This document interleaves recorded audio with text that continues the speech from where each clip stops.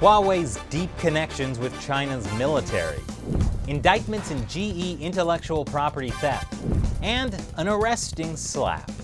That and more on this week's China News Headlines.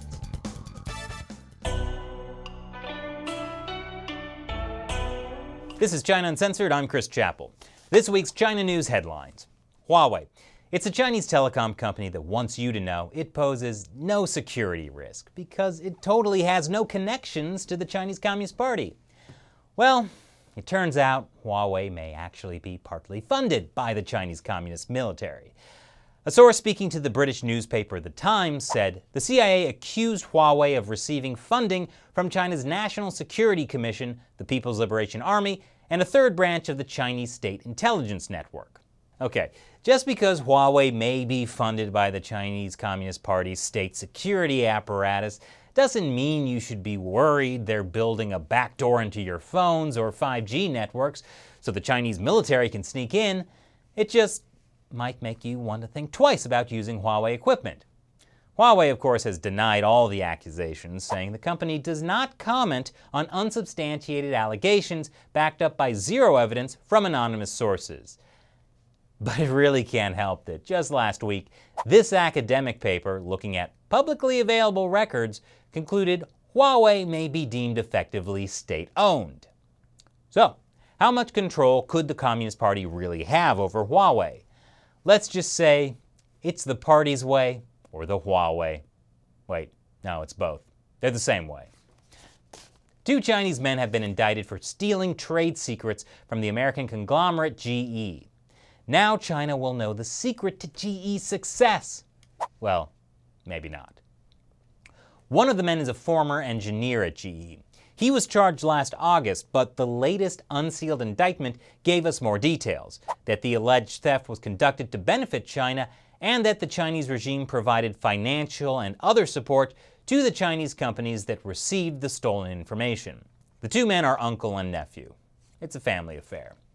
Together, the pair is charged with stealing electronic files of design models, engineering drawings, and other info about the company's gas and steam turbines.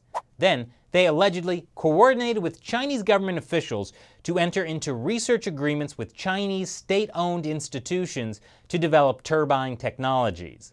That's basically a textbook case of how the Chinese government steals American intellectual property and then puts it in the hands of Chinese companies. Turbine theft is big business for the Chinese Communist Party. Not just gas and steam turbines, but wind too. Yes, Xi Jinping loves his windmills. The Confucius Institute. It's everyone's favorite tool of Chinese state-backed soft power propaganda.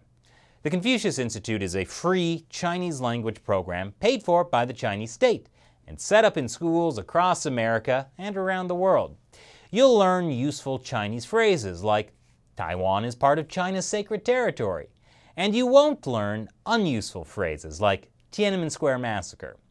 And that's why it's so sad that Western Kentucky University is getting rid of its Confucius Institute. Now, how will its students not learn about the Tiananmen Square Massacre? The decision was made because of U.S. legislation created last year, barring any U.S. university from using Pentagon resources for any program involving Confucius Institutes. Remember that CCTV reporter who allegedly slapped a Conservative Party member at a Hong Kong democracy event in London? Well, that CCTV reporter was charged with common assault, but she didn't show up to her court date, and now there's a warrant out for her arrest. Which is quite a twist, since a few months ago the charges against her had been dropped because there wasn't enough evidence. Wait, not enough evidence? Well, at some point the investigation was opened again. This does seem like a tough case.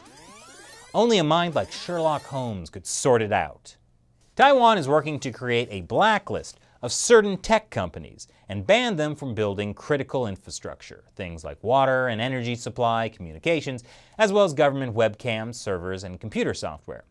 Of course, this blacklist won't be dedicated to any country in particular, but I'm sure if there were, say, a hostile country to the north that repeatedly threatened to invade Taiwan and has tech companies known to work with that country's military, then those tech companies might be targeted.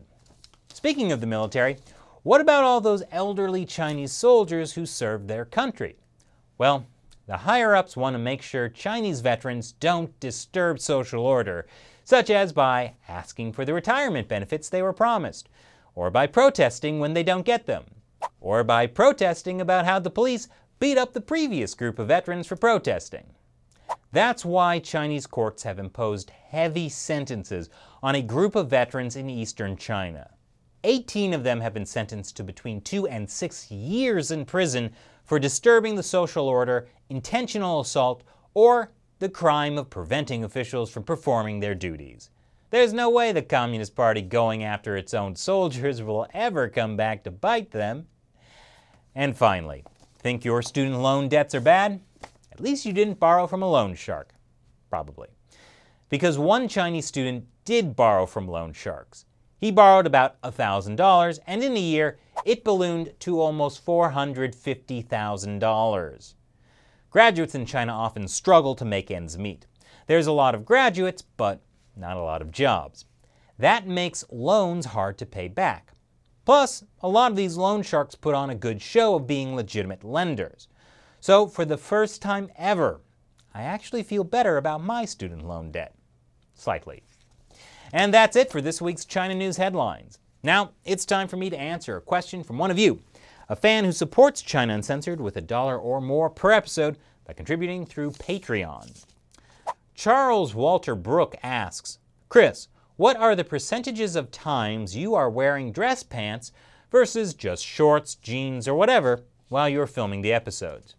Well, I hate to break it to you, Charles, but I actually do the whole show in the buff. I just feel more free that way. This suit, it's just CGI. By the way, thanks for filming the show, Matt. I hate this job.